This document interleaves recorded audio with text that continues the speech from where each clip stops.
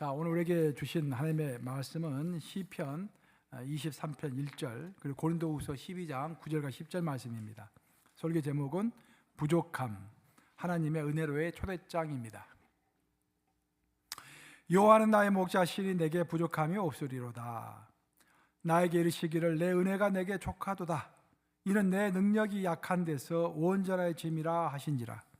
그러므로 도리어 크게 기뻐함으로 나의 여러 약한 것들에 대하여 자랑하리니 이는 그리스도의 능력이 내게 머물게 하려 함이라. 10절 합독합니다. 시작.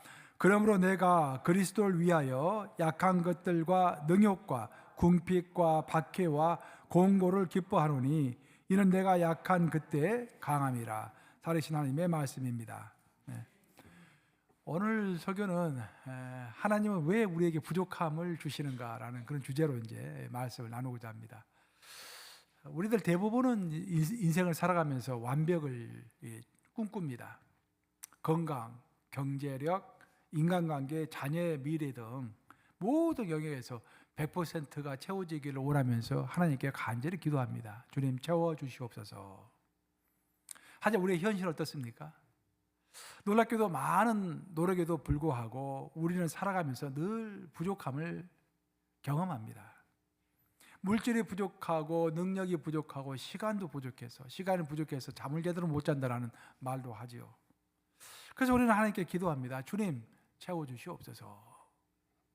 그런데 이상하게도 하나님은 우리가 원하는 만큼 100%를 채워주시지 않을 때가 참 많습니다.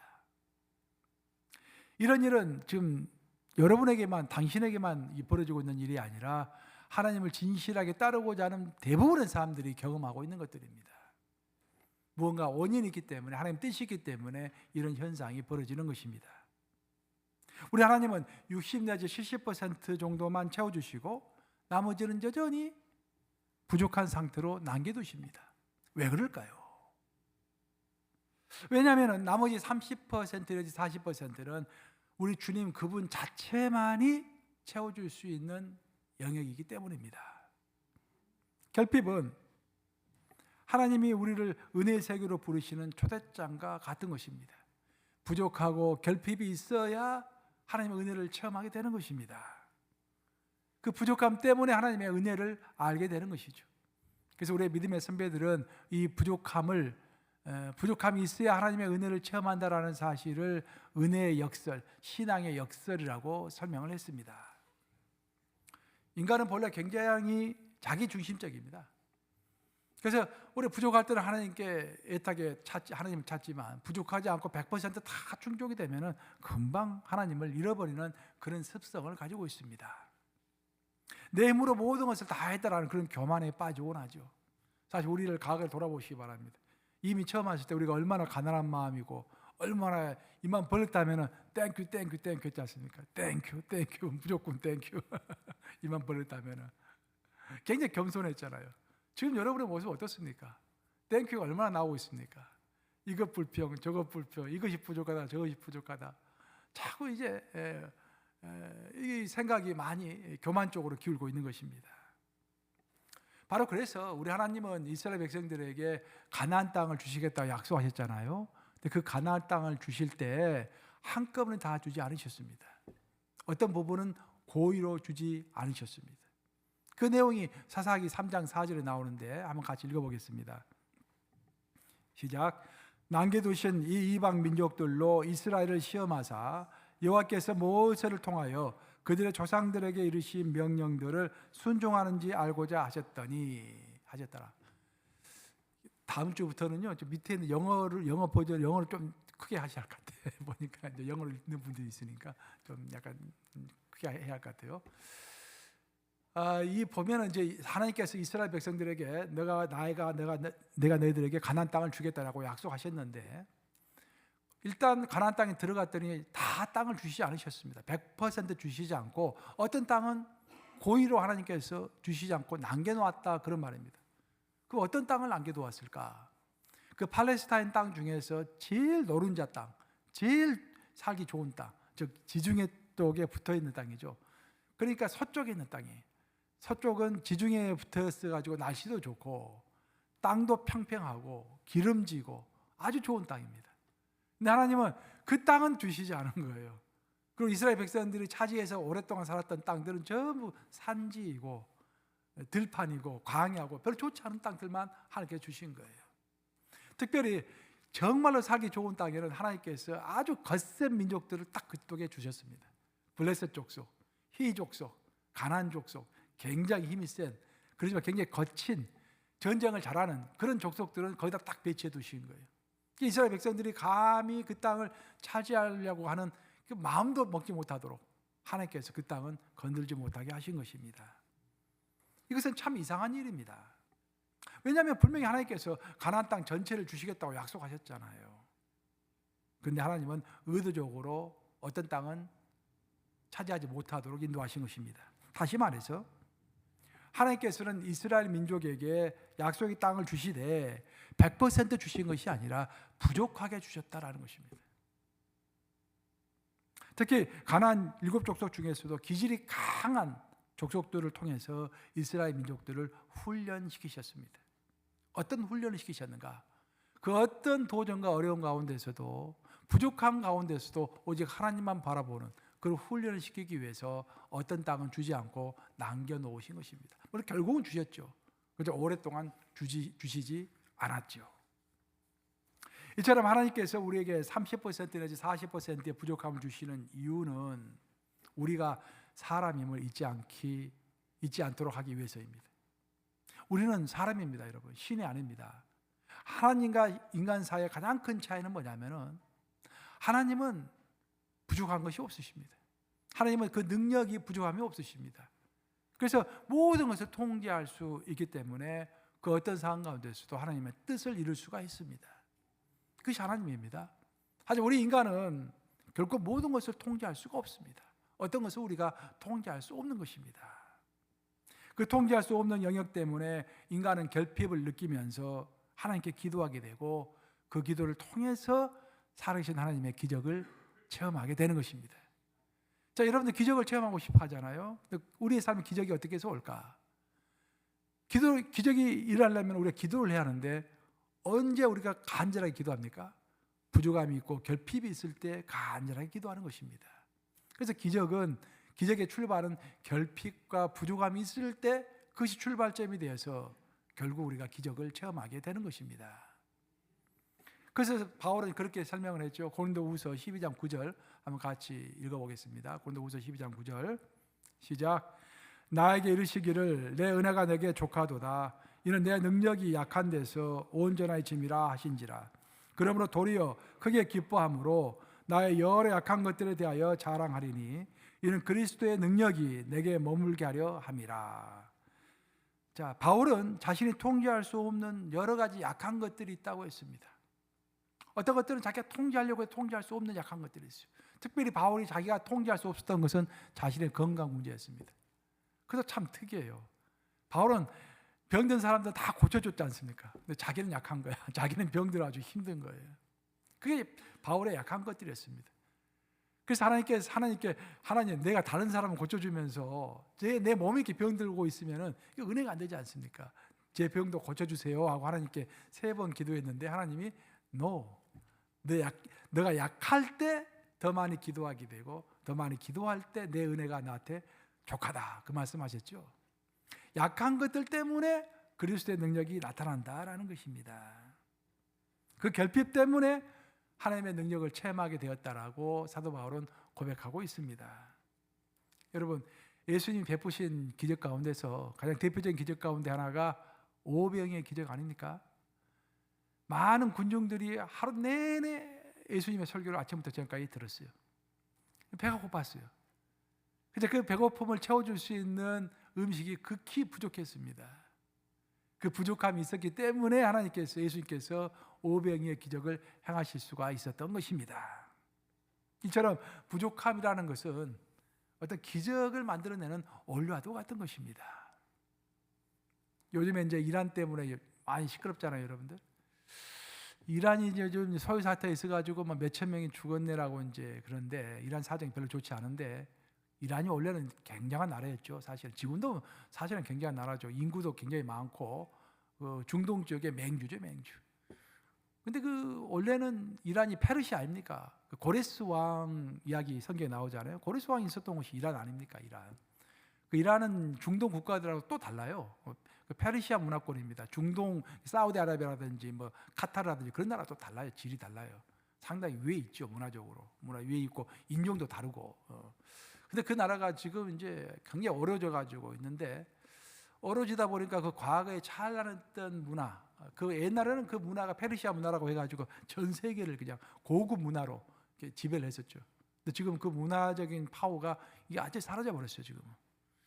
근데 최근이 아니라 1997년도에 어떤 한 가지 특이할 만한 사건이 벌어졌는데, 1997년도에 이란에서 영화 한 편을 만들었습니다. 그리고 개봉을 했는데 그게 대박이 터진 거예요. 전 세계적으로 크게 각광을 받았습니다. 그래서 이란 영화 중에서 최초로 아카데미 후보상까지 올랐고, 또 몬트리올 국제영화제에서 그랑프리를 차지했죠. 그래서 그 이란 영화가 모처럼 전 세계를 흔드는 그런 사건이 있었는데, 그 영화 제목이 바로 천국의 아이들이라는 제목의 영화입니다. 그 영화를 통해서 이제 우리는 두 가지를 이제 알 수가 있는데, 첫째는 이란의 속사정을 알 수가 있어요. 이란 이 정도구나, 지금 이 정도로 힘들구나라는 것을 알 수가 있고, 두 번째로는 그 부족함, 이란이 지금 굉장히 미국이 경제 제재를 지금 10년 넘게 하고 있지 않습니까? 10년이 뭡니까? 굉장히 오랫동안 하고 있는데, 그 때문에 이제 수출입을 제대로 못하기 때문에 굉장히 결핍 상태에 있습니다. 하지만 그 결핍 상태에서 우리가 얻을 수 있는 은혜가 무엇인지 그런 것들을 잘 표현해 놨어요. 그 내용을 보면은 이제 남매가 있는데, 알리라고 하는 주인공이죠. 알리라고 하는 그 초등학생이 있어요. 여동생이 하나가 있는데 여동생이 잘합니다. 둘이 초등학생이에요. 근데 집이 가난해가지고 이제 그 동생 자라가 구두 한 컬레를 가지고 있는데, 그 구두 한 컬레가 이게 망가진 거예요. 그래서 뭐 보통 미국 같으면 망가지면 버리고 이제 사면 되잖아요. 근데 돈이 없으니까 그것을 구두 수선방에다가 맡긴 것입니다. 그러니까 그것이 수선이 된 날에 엄마 아빠는 바쁘니까 이제 알리가 그 구두를 찾으러 간 거예요. 구두를 찾아서 갖고 오다가 그냥 길거리에서 그 구두를 잊어버립니다. 잃어버려 가지고 이제 집에 와서 걱정이 되는 거예요. 왜냐하면 엄마 아빠가 그 구두를 사줄 만한 돈이 없거든요. 그래서 알리하고 자라가 서로 고민을 하다가 결정을 합니다. 이렇게 하면 된다. 이제 알리가 제시를 하는데, 너는 오전반이고 나는 오후반이잖아. 이제 이란은 지금도 오전반, 오후반으로 이렇게 운영이 되고 있어요.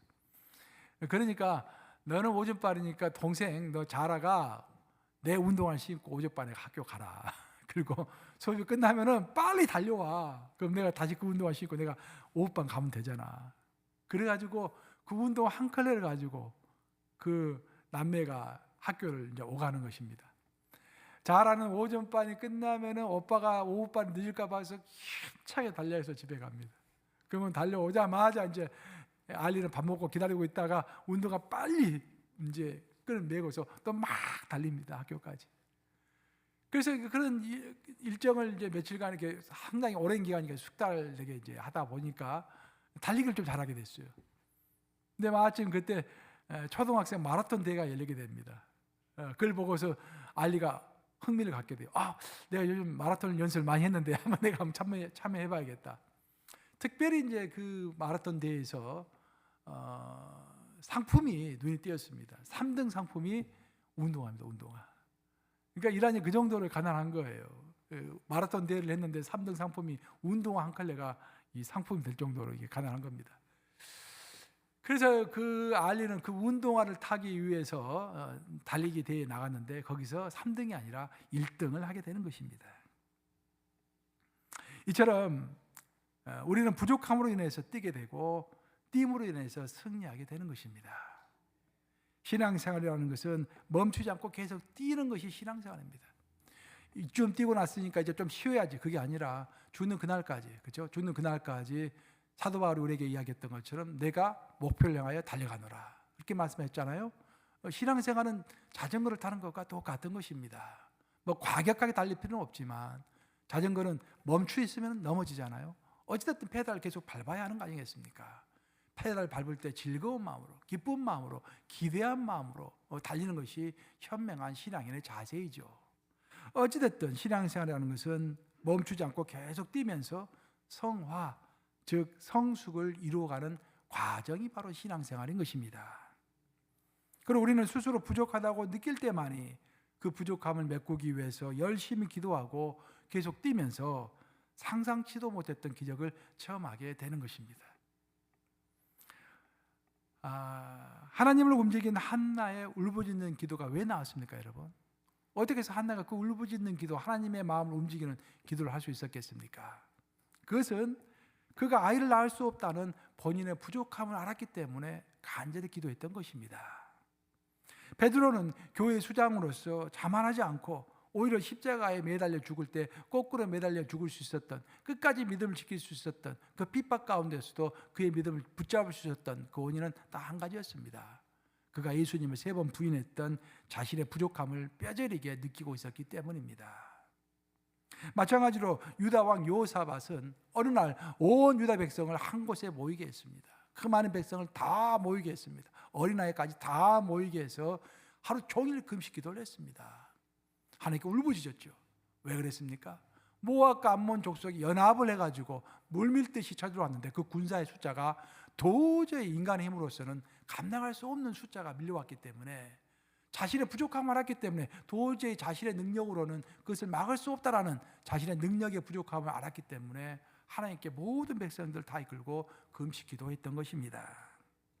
이처럼 부족하기 때문에 우리는 기도하고, 부족하기 때문에 뛰면서 하나님의 기적을 체험하게 되는 것입니다. 이로써 부족함은 우리에게 불행이 아니라, 어찌 보면 부족함은 다른 한편으로는 변장한 축복일 줄로 믿습니다. 아멘 하십니까, 여러분? 네. 변장한 축복이라는 거예요. 부족함이 없으면 교만으로 이르기에 쉬운 것입니다. 물론 풍족함이 나쁜 것은 아닙니다. 하지만 부족함도 나쁜 것이 아닙니다. 그래서 사도 바울은 내가 부에 처할 줄도 알고 가난에 처할 줄도 알았다라고 신앙의 비결을 우리에게 설명해 주고 있죠. 부할 때는 감사함으로 부함을 받으면 되고, 교만하지 않도록 내 마음을 지키면 되는 것이고, 내가 삶에 결핍이 오면 절망할 필요가 없다는 것입니다. 이 결핍을 통해서 또 다른 하나님의 체험과 하나님의 기적을 맛볼 수 있는 그런 통로가 될 수 있기 때문에 우리에게 결핍이 온다고 할지라도 달게 받아야 할 줄로 믿습니다. 여러분, 지금 여러분의 삶에서 채워지지 않고 있는 30%는 뭡니까? 지금 각자가 다 뭔가 부족한 것이 있을 거예요. 지금 나는 100% 다 채워졌다는 사람 한번 손 들어보세요. 아무도 없네. 뭔가 다 결핍이 있어요, 지금 이게. 또 우리 교회 결핍은 뭡니까? 여러분 한번 생각해 보시기 바랍니다. 근데 우리가 중요한 것은, 우리가 알아야 할 것은 뭐냐면은, 하나님께서 우리에게 주신 이 결핍, 한 30%, 40%의 결핍은 하나님이 우리를 무너뜨리기 위해서 설치해 두신 그런 덕 같은 것이 아니다라는 것입니다. 오히려 우리에게 하나님께서 부족함을 허락하시는 이유는 우리의 믿음을 완성시키기 위해서 하나님께서 우리를 초청하신 초대장과도 같은 것이다, 그런 말입니다. 변장된 축복이다, 그런 말이죠. 이 부족함 때문에 우리는 기도할 수 있고, 그 부족함 때문에 겸손한 마음이 됩니다. 혹시 내가 뭐 잘못한 것이 없는가라고 부족하고 뭔가 어려울 때 자꾸 자기를 돌아보게 돼요. 내가 잘 나가면 모든 사람들이 박수치잖아요. 그 우쭐해가지고 그냥 이리저리 막 돌아다니면서 자기 자신을 반성할 시간도 없잖아요. 2025년 작년에 제가 좀 많이 힘들었어요. 제가 태어나서 제일 힘들었던 한 해였던 것 같아요. 그런 일은 처음 당해봤던 것 같아요.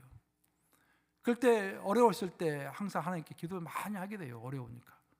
새벽 기도도 이제 계속 하게 되면서 자꾸 돌아보게 되는 것입니다. 내가 뭐 잘못한 것은 없는가? 내 자신을 자꾸 스크린하게 되는 거예요. 하나님께서 분명히 나에게 2025년 연초에 너는 제3기 인생을 살게 될 것이다 라고 말씀하셨는데, 아니 그 말씀 듣자마자 이런 어려운 일이 생기니 주님 이게 무슨 일입니까? 내가 뭐 잘못한 것이 있습니까? 자꾸 스크린하게 되는 것입니다. 만약 그런 일이 없었다고 한다면 내 자신을 돌아볼 기회도 없었겠죠. 내 자신을 돌아보면서 나는 무슨 믿음을 바탕으로 신앙생활을 하고 있는가?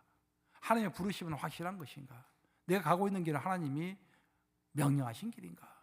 그것이 사실이라면 내가 물러설 이유가 없고, 그것이 내가 잘못 가고 있는 길이라면 당장에 내가 하나님 앞에서 무릎을 꿇어야 한다. 진료를 바꿔야 한다. 그 많은 생각들을 하게 되는 것입니다. 그 모든 것이 결핍과 도전 가운데서 자기를 돌아보게 되는 것입니다. 이 부족한 마음 때문에 겸손한 마음이 되고, 이 부족한 마음 때문에 장차 나타난 하나님의 기적도 기대하게 되는 것입니다. 신앙생활이 즐거우려면 여러분 두 가지가 있어야 돼요. 항상 감사가 있어야 되고요, 기대가 있어야 돼요. 기대. 현실은 항상 어려울 수가 있죠. 사실 인생 자체가 고난이죠. 그 성경도 부인하는 바가 아닙니다. 성경은 인생 자체가 고난이라고, 광야라고 했습니다. 하지만 이 광야 기간이 끝나면 뭐가 있습니까? 영원한 천국이 있는 것이죠. 영원한 천국을 expect 하면서, 기대하면서 살아가는 것이 신앙인 것입니다. 그래서 우리 신앙이 기쁘려면 감사가 있어야 되고 기대가 있어야 돼요. 그럼 우리에게 희락이 오는 것입니다. 영적 세계에서 완벽함, 이게 완벽하다고 할 때 그 완벽히 세상에서 말하는 완벽과 성경에서 말하는 완벽이 다릅니다, 여러분. 세상에서 말하는 완벽은요, 자꾸 많이 채우는 것입니다. 다닥다닥 붙여서 채우는 것이 완벽한 거예요. 신앙은 정반대입니다. 성경에 말하는 완벽함은 빼려야 더 이상 뺄 수 없는 상태가 완벽한 상태인 거예요. 완전히 다릅니다. 세상은 늘어가는 것, 많아지는 것, 그것을 성장했다고 말하고 좋은 것이라고 말을 합니다. 그래서 많은 사람들이 공장을 더 많이 짓고 더 열심히 하고 더 에너지를 내고 막 은퇴 연령은 점점 더 늘어가고 그렇게 되고 있지 않습니까? 더 많은 것이, 풍족한 것이, 그것이 좋은 것이고 완벽한 것이라고 믿기 때문입니다. 하지만 영의 세계는 정반대예요, 여러분. 영의 세계는 가장 기본적으로 자신을 비우는 캐노시스, 그렇죠? 가장 신앙의 가장 기본은 예수님께서 자기를 비워, 원래는 하나님이시지만 자기를 비워 종의 자세를 취하신 것, 자기를 비우는 캐노시스라고 그러죠, 헬라어로. 신앙의 가장 기본인 것입니다. 비우는 것, 채우는 것이 아니라 비우는 것. 그리고 바보처럼 성자가 되는 것, 바보 같은 사람이 되는 것. 유로집이죠, 유로집이. 캐노시스나 유로집이 같은 그 더덕더덕 붙어있는 것을 떼어내고 비우고 함으로써 뺄래야 더 이상 뺄 수 없는 것이 완벽한 상태가 되는 것입니다. 그것이 성경이 말하는 완벽함입니다. 하나님은 부족함이라는 도구를 통해서 나에게 더덕더덕 붙어있는 필요 없는 것들을 다 떼어내는 것입니다. 내가 만약에 풍족하다면 떼어낼 생각 자체를 하지 않게 돼요. 여러분 인생이 곤비해지고 여러분 인생이 부족해지고 그러니까 어떻게 됩니까? 에너지와 자원이 부족하게 되니까 내가 갖고 있는 에너지와 자원을 꼭 필요한 곳에만 쓰게 돼요. 넉넉하지 않으니까. 옛날에는 이 모임도 가서 얼굴 비치고 저 모임도 가서 얼굴 비치고 했던 것들이 이제는 필요 없는 모임을 삼가하게 됩니다. 또 옛날에는 이 사람하고도 논쟁하고 저 사람하고도 논쟁하고 했는데 지금은 내가 에너지도 없고 자원도 부족하기 때문에 꼭 필요한 곳에 그 자원과 에너지를 사용해야 하기 때문에 이제는 논쟁도 삼가하게 됩니다. 또 옛날에는 이 사람도 미워하고 저 사람도 미워했는데 이제는 내가 이 부족함을 경험하면서 결핍을 경험하면서 자꾸 인생의 본질은 무언가 그런 질문을 하게 되면서 이 사람 미워할 필요도 없고 저 사람 미워할 필요도 없고 내 길을 하나님 앞에서 가는 것이 진짜 중요한 것이구나 라는 것들을 깨닫게 되는 것입니다. 아울러 내가 에너지가 부족하고 또 내가 힘이 부족하고 자원이 부족할 때는 허영과 사치를 자연스럽게 생각하게 됩니다. 내가 에너지가 있고 힘이 있다고 생각했을 때는 좀 뭔가 가지고 있다고 생각했을 때는 차도 좋은 차 타고 집도 좋은 차 하고 옷도 멋있는 거 입으려고 그러고 자꾸 허영과 사치를 하게 되죠. 하지만 부족하게 되면은 내 본질이 뭔가 가장 중요한 것이 뭔가를 생각하게 되는 것입니다. 허영도 날아가는 것이고 사치도 없어지는 거예요. 체면도 없어지는 것입니다. 오직 본질적인 것만 생각하게 되는 것입니다. 바로 그래서 하나님은 우리가 달라고 기도함에도 불구하고 어떤 때는 또 많은 경우 우리를 결핍으로 인도하시는 것입니다. 만약 이스라엘 백성들이 광야 생활을 하다가 가나안 땅에 들어갔는데 모든 땅을 쉽게 정복했다고 한다면 그들은 금방 변질되었을 것입니다. 왜? 그러냐면 나는 100% 확답할 수 있어요. 확증할 수 있어요. 왜냐하면 역사가 결정해 줍니다. 역사를 보면은요, 대대로 항상 역사는요, 헝그리한 민족이 풍족한 민족을 넘어뜨리는 그런 역사였습니다. 여러분 보세요. 징기스칸이 어떻게 해서 전 세계를 일시에 정복할 수 있었겠습니까? 그들은 광야 생활을 했잖아요. 광야에서 그냥 딱 텐트 치고 생활했던, 가진 것이 아무것도 없는 사람들이었습니다. 근데 로마 사람들 어땠습니까? 아주 풍족했잖아요. 나라가 이 풍족해지면 제일 먼저 나라가 멸망하려면 제일 먼저 생기는 것이 목욕탕 문화입니다. 목욕탕 문화. 로마도 그렇고 터키도 그랬고, 터키도 목욕탕이 유명하잖아요. 사우나가 유명하잖아요. 전부 문명이 발달했던 나라들입니다. 그래서 목욕탕에서 시간을 많이 보내게 되면 그때부터 타락하는 거예요. 기마민족 어떻습니까? 뭐 1년에 한 번 정도 목욕하잖아요. 1년에 한 번 정도. 목욕이 필요 없어요. 그냥. 그런 헝그리 정신을 가지고 쳐들어오니까 감당이 안 되는 것입니다. 그런 사람들이. 그런데 그런 민족도 몽고도 어떻게 됐습니까? 나중에 중국을 정복하고 나서 원나라를 딱 만들어 놓으니까 이제는 그들도 목욕탕 짓고 호화스러운 생활을 하게 되죠. 금방 얼마 안 돼가지고 몽고 족속은 또 물러나게 되죠. 결국 결핍이 있을 때 우리가 하나님께 감사가 되고, 결핍이 있을 때 그것이 승리의 원동력이 되고, 그 결핍을 통해서 조그만 은혜에도 우리가 감사하게 되는 것입니다. 제가 이제 그 북한에서 탈북해가지고 한국으로 왔던 외교관 있죠. 태용호 씨, 한국에서 국회의원까지 했는데 일전에 태용호 씨가 쓴 글을 신문에서 우연하게 다 읽게 됐죠. 재밌더라고요. 시리즈로 썼는데 그래서 내가 쭉 한번 읽어봤어요. 근데 북한 사정이 이 정도구나 북한이 이제 많은 이해를 하게 됐는데, 이분이 1990년대에 90년대 말에 이제 정식 외교관이 돼가지고 첫 발령지가 덴마크하고 스웨덴, 이제 두 나라를 동시에 하는 덴마크와 스웨덴 이제 그로 대사관으로 발령이 났대요. 그 당시가 1990년대가 북한이 굉장히 힘들었을 때입니다. 대기근이 있었고 큰 홍수가 있어가지고 먹을 것이 없어가지고 산에 올라가면은 그 소나무가 껍질이 있는 소나무가 하나도 없대요. 다 사람들 산에 올라가지고 소나무 껍질을 벗겨가지고 그 쌀만 먹는다라는 것입니다. 그래서 소나무 껍질이 있는 나무가 없을 정도로, 하여튼 산에 올라가면 전부 민둥산. 그러니까 더 이제 홍수가 일어나는 것이죠. 그런 상태에 있다가 이제 스웨덴하고 덴마크를 딱 갔는데, 덴마크와 스웨덴 가가지고 제일 먼저 놀란 게 뭐냐면은 그 나라에 갔더니 눈만 들었다면 전부 먹을 것 처지다라는 것입니다. 우리는 먹을 것이 안 보이잖아요. 근데 그 사람 눈에는 보이는 거야. 대사관에서 걸어가지고 한 20분 정도 걸어가면 숲이 나왔대. 숲속. 그 숲속에 들어가면은 보이는 것이 고사리, 보이는 것이 두릅, 보이는 것이 이게 뭐 참나물, 그런 것들만 보이더라고요. 그리고 밤나무가 있는데 밤이 떨어져도 사람들이 줍지 않고 지나가는 것을 보고 너무 이상하더라는 거예요. 그래서 시간만 되면 숲속에 가가지고 고사리 캐고 두릅 캐고 도토리 줍고 밤 줍고 해가지고 배가 터지도록 맛있게 먹었다라는 거예요.